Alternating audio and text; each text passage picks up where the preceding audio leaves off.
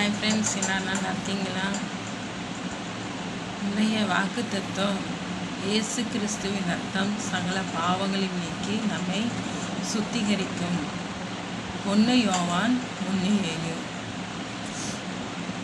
அதாவது நம்மளுடைய பாவங்களை நம்ம எவ்வளவோ செலவழிப்போம், அன்னதானங்கள் பண்ணுவோம், எத்தனையோ பலிகள், அதாவது ஆட்டுக்கடாக்களை நம்ம மாடுகள் ஆடு எல்லாமே பலி கொடுப்போம். எத்தனை தான் நம்ம பலி கொடுத்தாலும் நம்ம பாவங்கள் போக்கப்படாது. நம்ம இயேசு கிறிஸ்துவின் ரத்தம் மாத்திரமே நம்மளுடைய பாவத்தை சுத்திகரிக்கும். இயேசு கிறிஸ்து ரத்தம் தான் நம்ம வாழ்க்கையை மாற்றும். ஏன்னா நமக்காக அவர் தான் நம்மளுடைய பாவங்களுக்காக தன்னையே ஒப்பு கொடுத்து தன்னுடைய ஜீவனையே அவர் நமக்காக ஒப்பு கொடுத்துருக்கிறார்.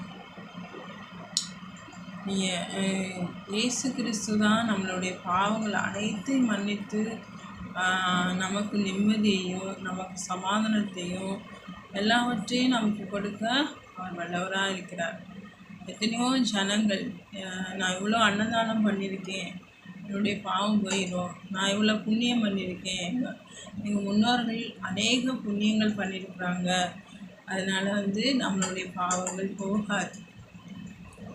இயேசு கிறிஸ்து நமக்காக சிலுவையில் அவர் தன் சொந்த சரீரத்தையே ஒப்பு கொடுத்து தன்னிடத்தில் இருக்க ஒவ்வொரு சொட்டு ரத்தத்தையும் நமக்காக சிந்தினார் இந்த பூமியில்.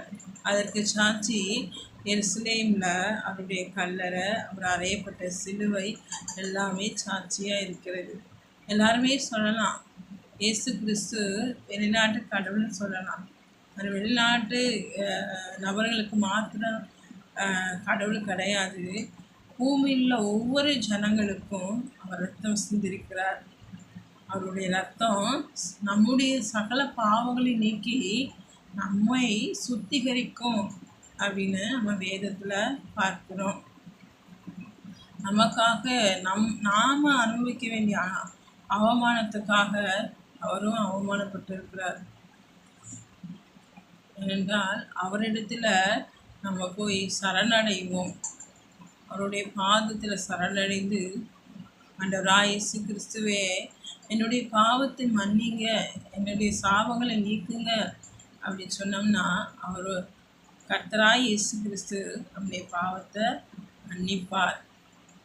நம்மளுடைய கவலையெல்லாம் அவரிடத்தில் நம்ம சொல்லுவோம். ஆமென்.